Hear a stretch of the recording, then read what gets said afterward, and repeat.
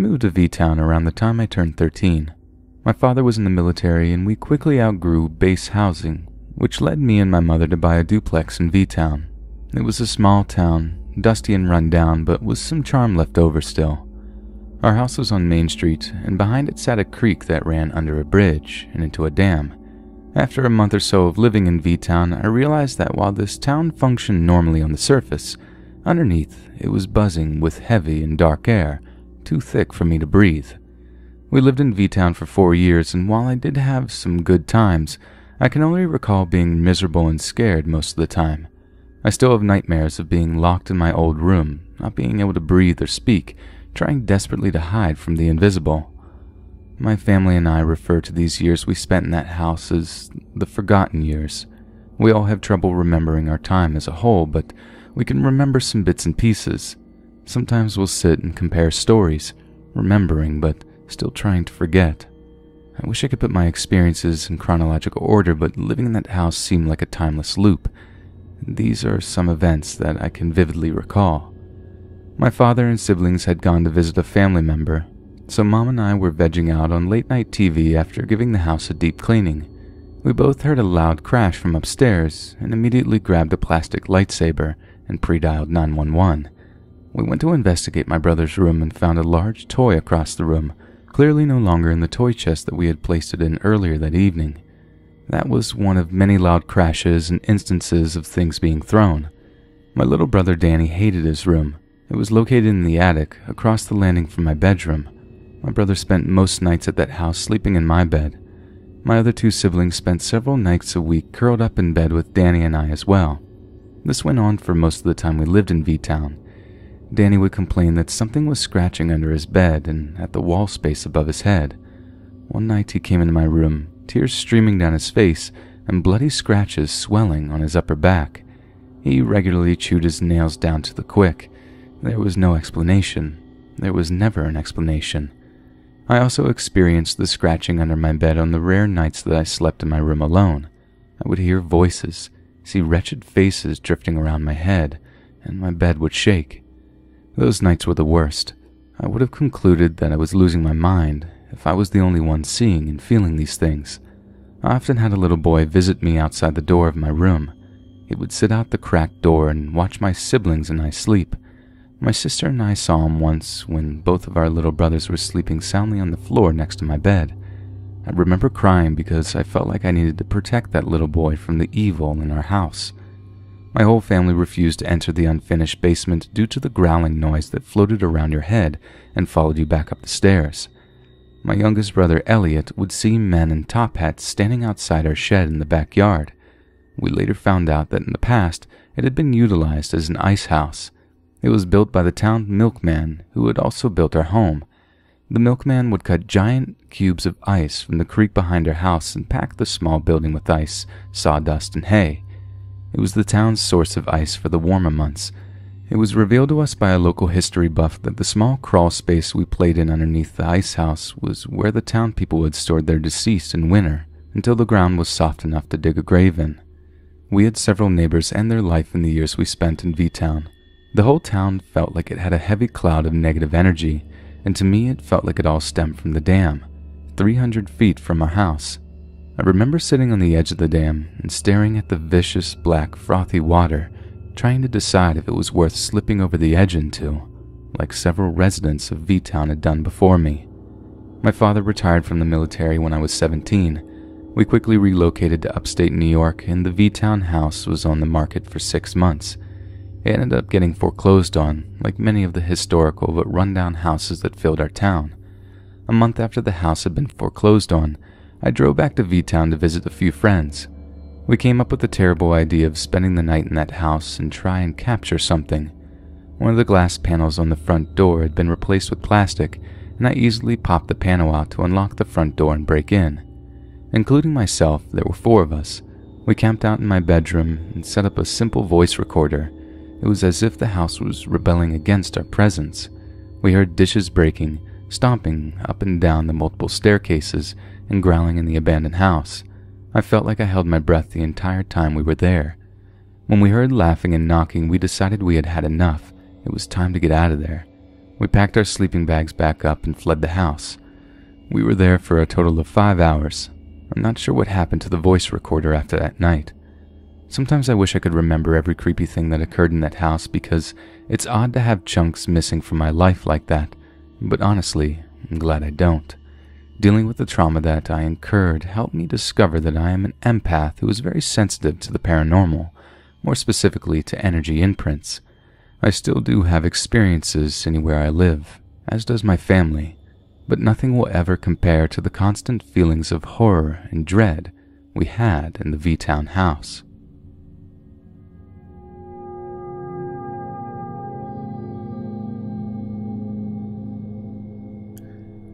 This happened about 2 years ago, and I've been a full believer since then.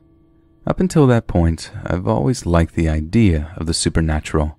I enjoy horror movies and late-night Wikipedia rabbit holes, but it was never anything I took very seriously. So like I said, about 2 years ago, my grandma and I drove up to Weatherford, Texas for my aunt's baby shower one weekend. I was excited because we were staying in this really historic bed and breakfast that was this gorgeous Victorian house, and those are always my favorite. The baby shower came and went, and Grandma and I were winding down for the night in our room. I was leafing through one of the bedside pamphlets that spoke of the history of the building and some of the hauntings it was rumored to have. It was mildly entertaining, but I didn't take it too seriously.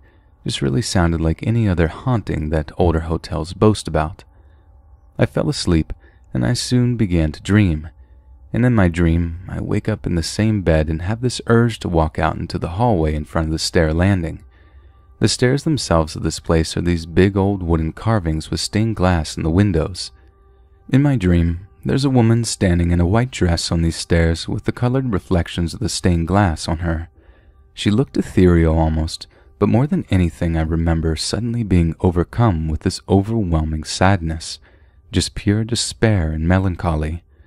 Suddenly, I wake up in my bed and I've been crying, but as I come to, I notice I am feeling this really tight squeeze on my heel, almost like a full fist covering the back of my foot and just increasingly adding pressure.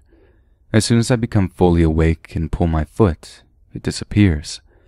I'm a little freaked out, but I eventually drift back off to sleep and have normal dreams. The next morning, I'm waking up when my grandma starts talking about her night. She starts telling me about how she had a dream with a woman, and she just felt so overcome with this sorrow that she thought was never going to end, and as she came to from the dream, she felt someone pulling on her big toe under the sheet, and as she became fully awake, it disappeared. My grandma just about had a heart attack when I told her almost the same thing happened to me.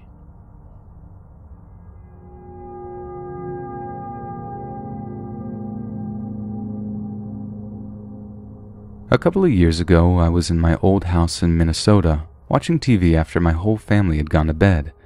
I finally got tired and decided to go to bed as well, but since I was the last one up, I had to put our yellow lab, Chili, to bed before I went upstairs. Her nightly routine was to go outside and go potty, then bark at the front door when she was ready to come in. After someone lets her in, she runs around the house trying to find her Kong and brings it to her cookie dish in the kitchen, where it gets filled and given back to her, and she takes it to her pillow in the family room. Before I go on, I'm going to have to explain the layout of the house. The kitchen and living room weren't separated at all. It was just a big space with the TV on one end and the refrigerator on the other. Chili's cookie dish was in the kitchen, and her bed was in the living room. Then from the middle of the two spaces, there were 3 hallways. The one on the left went through the dining room, the one in the middle went to the front door, and the one on the right went through the family room, separate from the living room. There were no doors or anything, so from the kitchen you could go through any of the halls, and from the front door you could go down any hall. So basically, all routes led either to the front door or the kitchen and living area. Anyway, I got off the couch and went down the center hallway to let Chili out. She ran outside, and I wandered back into the living room to watch TV a while I waited for her to do her business. I was watching Friends, and right before Chili barked, I saw Rachel drop the cheesecake that she and Chandler stole. I turned around and let Chili in, and she ran down the family room hallway to get her Kong. I closed and locked the front door. Then I went down the main hallway and was waiting for her at a cookie dish, watching the exit to the hallway she had gone down, but I didn't see her come out. Just when I was about to call her to hurry along, I heard Rachel cry out on the TV. I looked up, and she had just dropped the cheesecake. Then I heard Chili bark outside the front door. Confused, I walked back up to the front door and looked out the windows on the side, and there was Chili sitting on the porch. I freaked out a little and thought that I had let some random dog in earlier that was now just somewhere in my house, but I looked in the family room and didn't see anything. Weird, but whatever. Maybe I was just tired. I unlocked the door and let Chili in again.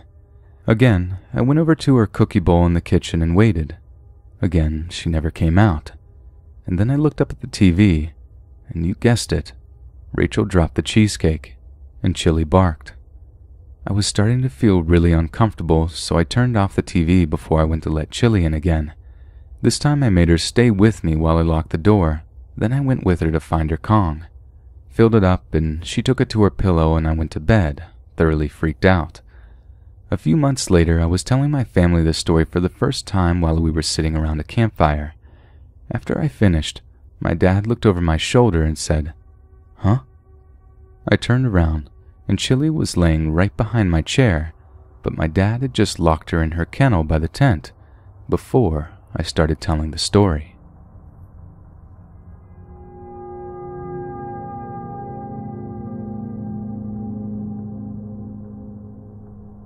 My best friend passed away a few weeks ago. After a crisis, she wound up in the hospital in a coma. Before she was in a coma, I was the last person to talk to her. We were talking over Facebook call and chat, and I talked to her on the phone until she was placed in a car and drove away from her house and the Wi-Fi cut out. She was in the hospital for 3 days. I thought she was going to be okay eventually, but she ended up passing away the 3rd full day she was there. The day she passed, I woke up that morning to a message from her on Facebook that said, "Why aren't you answering the phone?" And it included a voicemail that was her voice, and I could hear her very muffled and low crying. I thought she was awake. I called and got no answer. She died 3 hours after I received that message, and she never woke up from her coma. Is the reasonable explanation that her phone finally had enough Wi-Fi signal to send messages that she had tried to send 3 days ago when she was still conscious? I just don't know, and it still haunts me.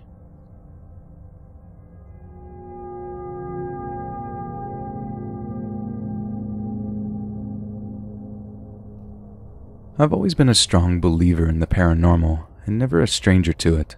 I've had experiences back to when I was a kid, and I figured I'd share a few of the ones that really got me. Being no stranger to Ouija boards, though many don't believe it, even the ones I've done them with, I've had some crazy experiences with them. The one that stuck out to me most and where it really showed a presence, I was in my living room with my girlfriend at the time, a roommate and some friends, going through the basic ritual of it, and started talking to a spirit. It said that it was present in the house. We went through asking where it was. Now the way the place was set up, you walk through the front door. We had a shoe rack against the wall directly in front of the door and a staircase going up to the left. This spirit said it was upstairs, and my roommate, who was extremely Christian and had studied demonology and was an ordained minister, started walking up the stairs. He was about 350 pounds, just a very big guy. As he started walking up the stairs, we turned as he yelled and got thrown backwards into the shoe rack that was against the wall. Needless to say, we said our goodbyes and put it away. The next was an old abandoned glass factory by where I lived. Nothing was known to be paranormal about it or it being haunted, but we snuck in and immediately felt some kind of energy. The same roommate after a while said that we had to leave. The spirits weren't good.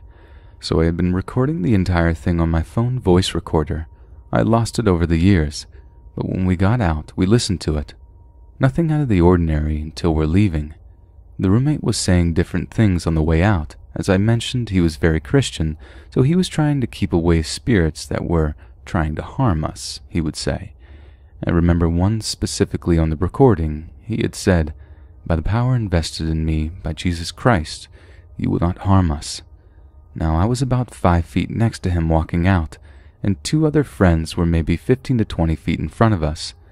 Immediately after, he said this on the recording, what sounded to be his voice, just a little higher pitched. You hear, "Down with your king." Most people I've showed it to when I had it said that it had been him or the other two joking, but it was audible in the recording enough that they would have had to yell it with how far they were, and if he had whispered it next to me so I wouldn't hear, it wouldn't have been that audible. You could hear it 2 to 3 times throughout the recording, the same message. The last one is to this day one of the craziest experiences I've had.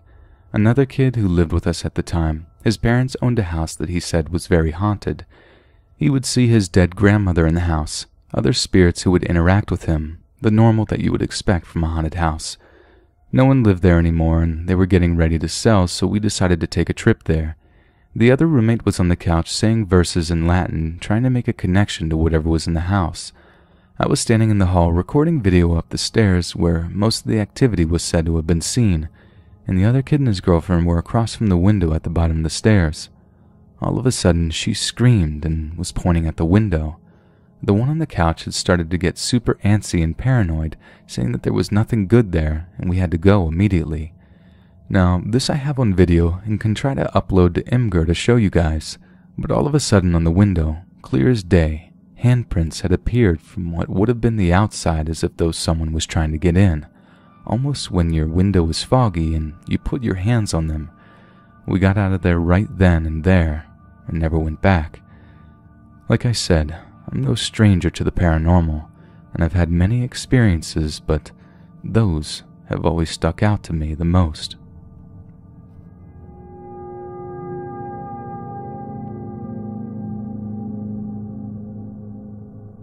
I've always had a fascination with the paranormal. I have had many personal and shared experiences that I just can't explain. I like to consider myself a skeptic as well, using reason and logic to debunk such goings-on. One of the most terrifying events that occurred to me was in the summer of 2008. I was spending the night at my Aunt Dee's apartment. It was around 1 and I was alone in the living room. Now the apartment was very small, having only 1 bedroom and 1 bathroom. They were both right next to each other in the rear of the apartment. I was sitting on the floor in the living room watching the TV with all the lights off. Like I said, the apartment was really tiny. My aunt's bedroom was right behind me and to the right, with a small hallway separating the bedroom and the restroom. I had previously used the restroom and I always shut off the lights. My aunt always had her bedroom door shut. I don't recall what I was watching, but I had the volume down so as not to bother my aunt. The kitchen was on the other side of the wall behind the television. To the right of the kitchen was the dining area, where there was a large and round wooden table there. Again, the apartment was quiet and it was late. As I sat there watching TV, I briefly heard what sounded like a glass or cup slide on the wooden table. The table must have been at least 10 feet from me. As soon as I heard that sound, it drew my attention. I gazed in the direction and lowered the volume on the TV some more. I focused back on the television, and now I hear what sounded like a coin being dropped on the very same table. Again, I gazed in that direction, puzzled as to how a coin would bounce on the wooden dinner table. I turned back and began to watch the TV. Now at this point, I start to feel uneasy. The next thing that happened is something I can still recall as if though it happened to me yesterday. It still makes my skin crawl, and it sends shivers up my spine whenever I think about it. After I heard the coin bounce on the table, I directed my attention to the TV. As I turned my head towards the TV, I heard the most menacing growl to my right that made me jump and lean away from it. It was so close to me and loud that I thought there was an actual animal about to attack me or something. I scramble up and flip on the lamp closest to me and immediately walk to see my aunt's doors closed.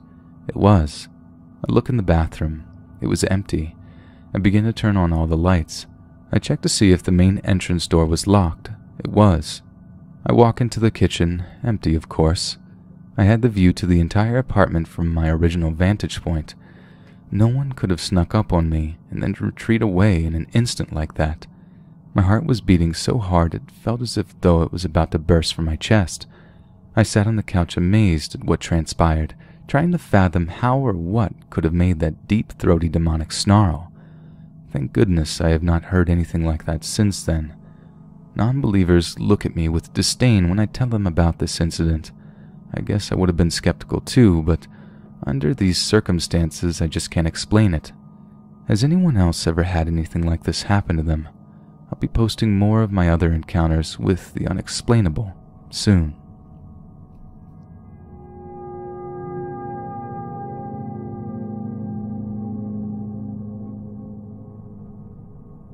This took place on January of 2015 in the US. A little bit of backstory. I had known my roommate Alex for 3 years at the time of the event. We met through a mutual friend that figured that I could use a Hispanic roommate when I moved to the States to go to college because I too am a Spanish speaker. I always thought that he was rather odd and possibly homosexual, but that never bugged me, considering that I have several homosexual family members. Alex never spoke about his sexuality near me. In fact, I had every reason to believe he was homosexual because of the way he talked, dressed, and behaved overall. The thing that always struck me as weird is the fact that he would constantly make fun of homosexuals. After some time, my brother Jacob and I got extremely surprised when he introduced us to his new girlfriend Kelly. I remember saying, "Wow, I guess he's not gay after all," to my brother as a joke. Kelly seemed nice and all, but she didn't live in town. So Alex and Kelly were having a long-distance relationship and always spent their free time on Skype talking. After some time, my brother and I realized that Alex was coming home quite late. My brother then assumed that Alex was cheating on Kelly because he noticed that Alex would come back rather exhausted, wearing his shirts inside out. It was none of our business, so we kept our theories to ourselves. One day, Kelly came to visit. While she was visiting, she discovered that Alex had a dating site on his phone. She also realized that the dating site was for homosexuals, and he had several messages that talked about some sexual encounters that had happened in the past.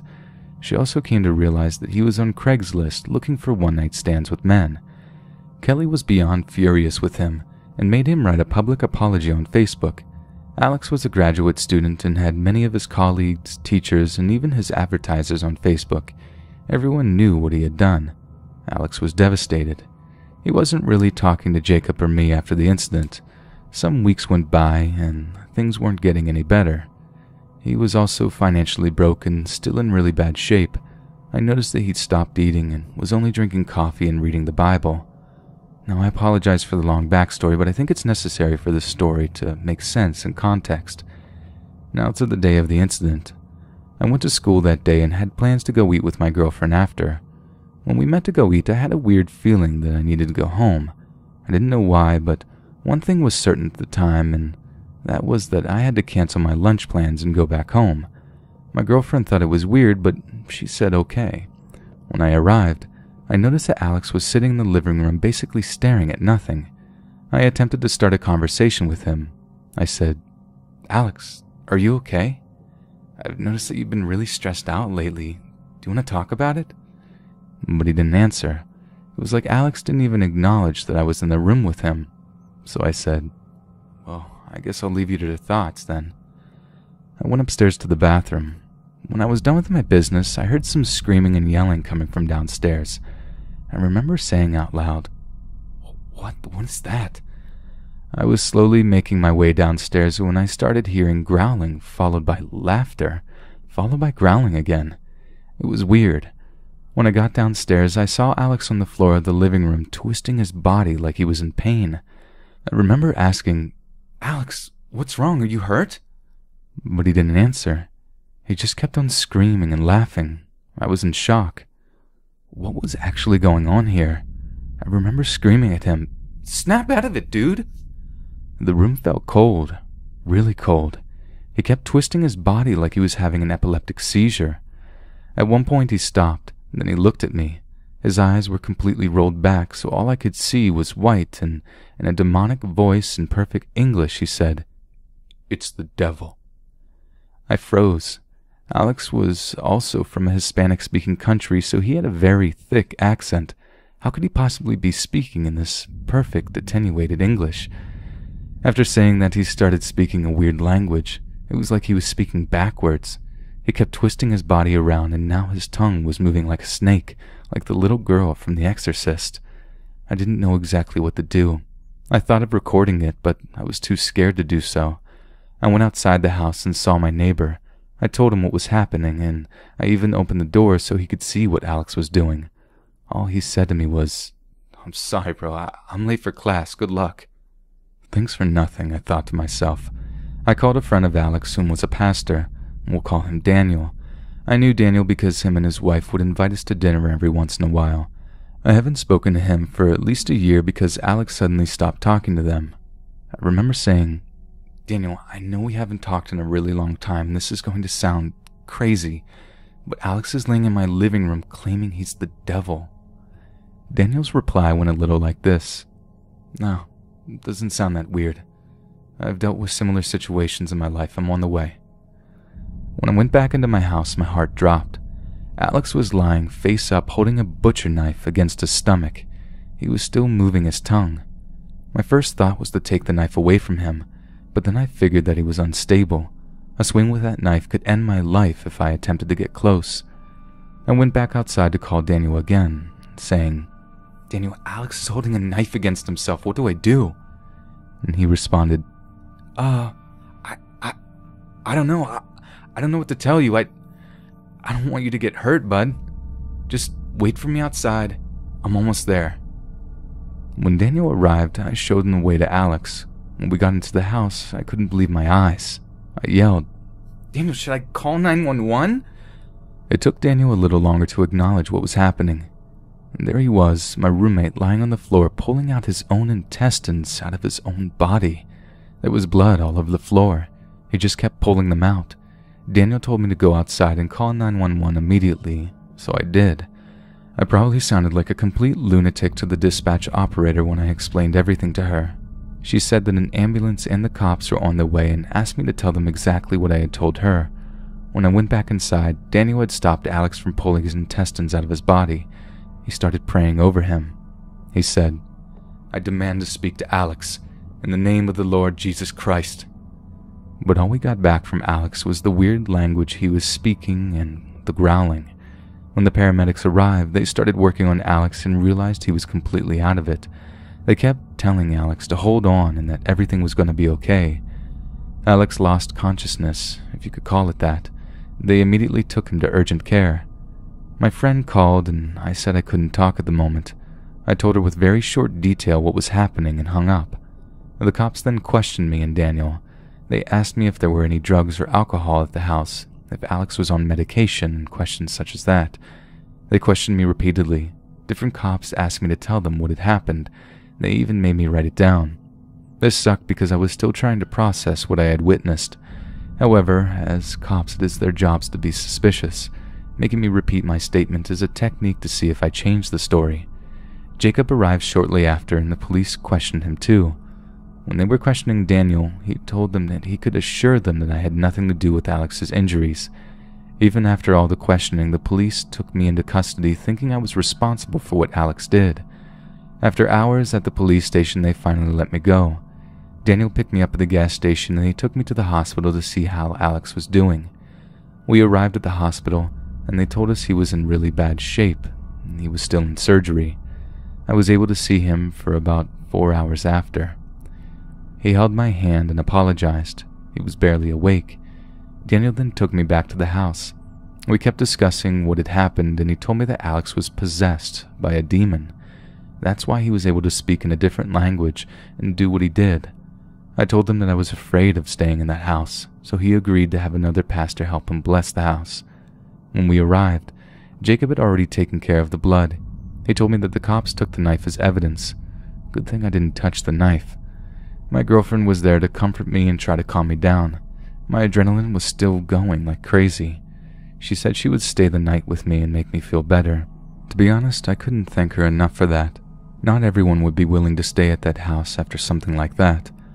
I was afraid that the same thing was going to happen to her in the middle of the night. Weeks later, I learned that she was thinking the same thing about me and that she was extremely scared of staying with me that night. My girlfriend and I went to bed. I fell asleep quite quickly because I had had a really traumatic day.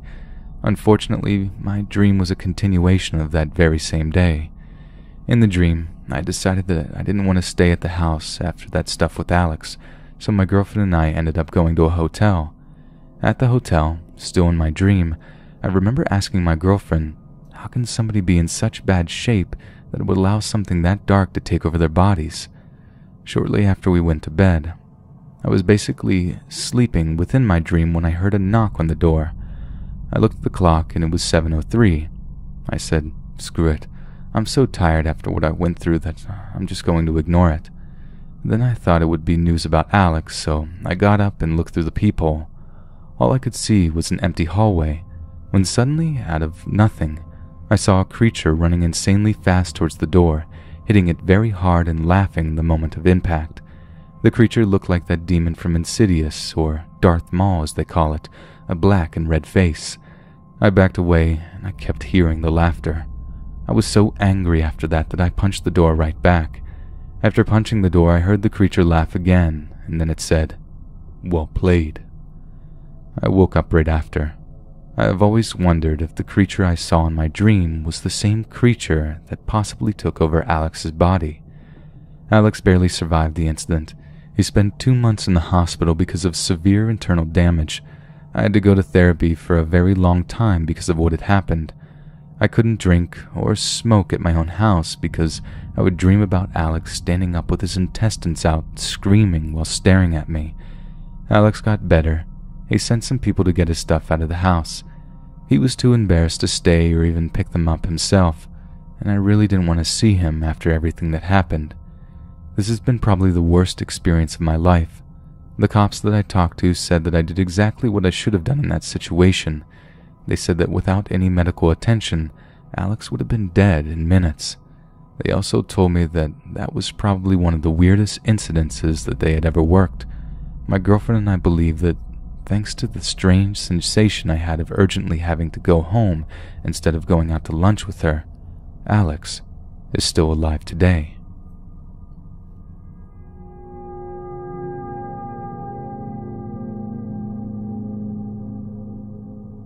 This is something that's been happening continuously. I want to ask if someone can figure out what it is that's happening. So, every time me and my wife and my stepchild move to somewhere, new strange things begin to happen.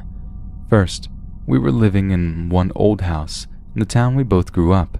The house is from her grandmother who passed away in that same house years ago. She told me that her brother saw an old man walking around the house. He thought maybe someone looking for his dad or something. That was until he saw him vanish. Also, there was this one time where they saw a little kid playing around the hallway, entering the rooms. My first thought is that she wanted to see if I was scared of ghosts, or maybe scare me with stories, or I wasn't sure. That was until one day, I saw by the edge of my sight a little kid peeking in the dorm room door. He looked all grayish and was possibly dressed in 70s-like attire. I told my wife I saw the little kid, and a week later we got out of that house. It was unplanned. The night we got out, we were at dinner. We were eating and talking about something. I don't remember right now exactly. My stepchild was playing with my sister-in-law's dog, and I was seeing them playing behind my wife's back. Then I heard something. It was like a squeak. I stopped talking about what we were talking about and told my wife that she had heard it too. And then I looked to my left and saw that old, dirty Fisher-Price red car with yellow top. My stepchild had one, but it was so old and a little rusty, and we thought the squeak came from it. Then I moved just an inch or two, the little car, and it makes the exact same noise. We both looked at each other, and I told her, "The car just moved by itself, or what?" She just stared at me and told me she saw the little car moving a little, but nobody was near or close to the car. We start talking about other unrelated stuff, and I go to bed with my stepchild. My wife was in the shower, and when she came out to our bedroom, she told me that she had had this little old rag in the shower. It was all dry, and since nobody uses it, it was hanging there. Then all of a sudden the rag falls. I thought she was scared by the fact that an hour or two she thought she saw the little toy car moving by itself, and I started to tell her maybe that was her that dropped the rag, and maybe the wind moved the car, etc. I was trying to calm her, but I know it can't be the wind moving the car since there was not a source of wind inside the house. So we started watching a comedy movie to forget about what we had just experienced. My stepchild was seeing videos of my wife's cell phone, and we turned off the lights. We were falling asleep when my stepchild was fully awake and started to hug my wife incredibly hard. She was telling her that there was a Oster and was looking at us. She was visibly scared and was pointing to the doorway. It was pitch black and the doorway was behind my back. By that time I was trying to convince myself that she was saying oyster or Easter or something else, but monster. I was petrified. She started to tell us that the monster had little red eyes and was looking at us and was angry. I stood up and turned the light on to convince her that there was nothing there, but my wife was just too scared to pass the night there. We ended up in my parents' house and then just go back for our clothes and stuff until the next day. We lived with my parents for around 2 or 3 weeks, and then I had to move to another country for a business opportunity. We were living outside the city in a ranch, and everything was good until a couple of months later, things started again. I wake up in the middle of the night to hear what seems to be a little kid laughing, and lights begin to turn themselves off by themselves. We both experienced this phenomenon, and they happen during daylight too, but mostly by night. The last day I was there, I was about to close the door and heard coins being dropped on the floor, and there was nobody else there. We lived there for about 3 or 4 months until we got a new house. It's new, everything was brand new, and we've been here since then. Everything was okay since yesterday. I was making a peanut butter and jelly sandwich and stored the jelly in the pantry. I closed the door and go to watch TV, when all of a sudden I heard a noise coming from it. I go there and open the pantry and see the jelly jar open with the cap by its side. Now, I remember closing it. And later that night, I was ready to go to bed, and I was making sure all the doors are closed when I heard another noise coming from the pantry. This time, it was a soup bag, and it seemed to have fallen by itself. I had checked out if there were mouses or rats in the house, but there are absolutely none. Now, is there any possibility that something is following us? My sister-in-law said once that my stepchild isn't baptized.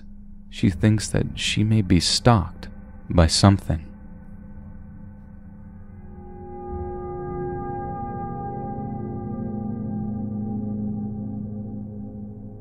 So this happened a few days ago. I'm currently taking care of a dog and 3 cats for a family while they're on vacation. I don't mind. I've taken care of pets before. It's extra money. Anyway, the house is on a little back road with other smaller back roads next to it. The houses are pretty close to each other. The family's house has a small patch of woods behind it. I was at a concert with a friend and I wanted to stop by the house before we went home. It was around 11:45 p.m. I went inside and let the dog out the back door. I went onto the porch and looked over the woods. There was a huge, perfectly square light in the woods. It actually looked like a window. It was like sunlight was being reflected perfectly in the wilderness. I could see perfectly into the woods even though it was close to midnight. I was more confused at first. I thought it may have been a reflection from the porch light on a window. I carry a taser that's also a flashlight. I shine my flashlight onto it and look closer. It started to make less sense. No window reflection is that big. I got kind of freaked out and got the dog back in the house. I made sure the cats and dog had water before I locked all the doors. I ran outside and told my friend who was waiting in the car. I wanted to go back and look and take a picture of it, and she was too scared to go with me. I went back anyways. I went around the side of the house and took a look, but it was gone. I had turned off the porch light. It started to make even less sense the more I thought about it. It wasn't there the previous night. It's been 2 nights in a row now I haven't seen it. If I see it again, I will upload a picture. It still doesn't make sense to me. Can somebody please explain what I could have seen? The youngest daughter of the family is terrified of their woods, and she won't really explain why. She just said she heard strange noises back there. Something about those woods does creep me out. My grandparents have woods, and I used to play back there all the time as a kid. The woods never really freaked me out, but this area of the woods just gives me a weird vibe.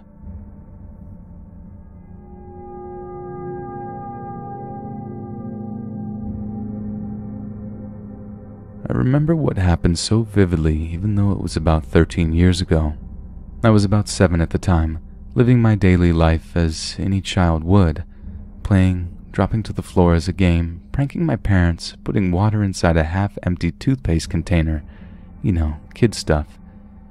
There's this day in question, we were doing an activity in history class, cutting out what we call Láminas de la Independencia here in Mexico, when all of a sudden I hear an airplane passing by. Pretty normal, especially in a city like Monterrey. The sound started as a fade-in, slowly superimposing itself over everything else. Sometimes the sound could be pretty loud, except this time, it wasn't. Nobody heard anything. Except for me, it was the opposite. I heard nothing but the screech of turbine blasting itself inside my eardrums like a drill from a construction waking you up in the morning, uninvited and inadvertent.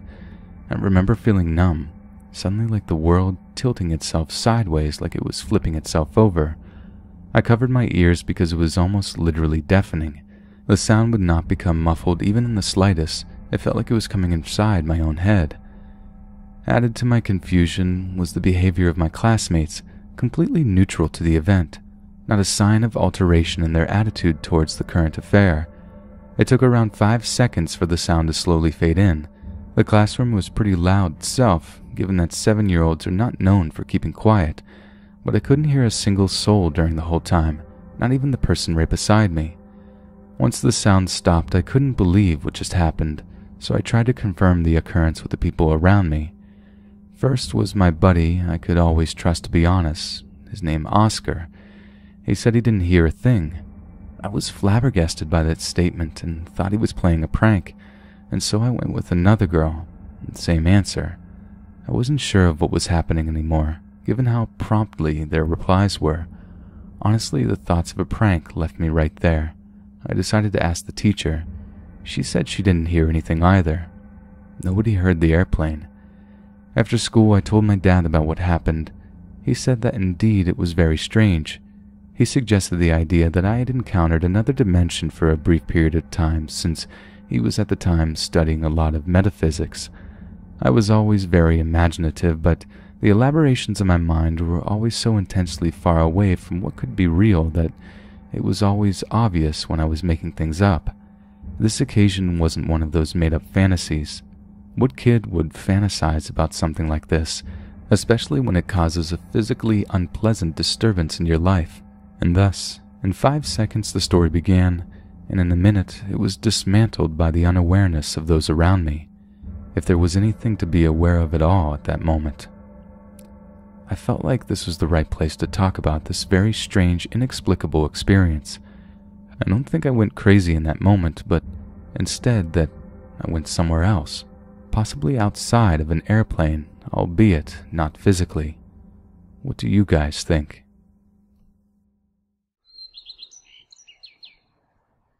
Hey friends, thanks for listening.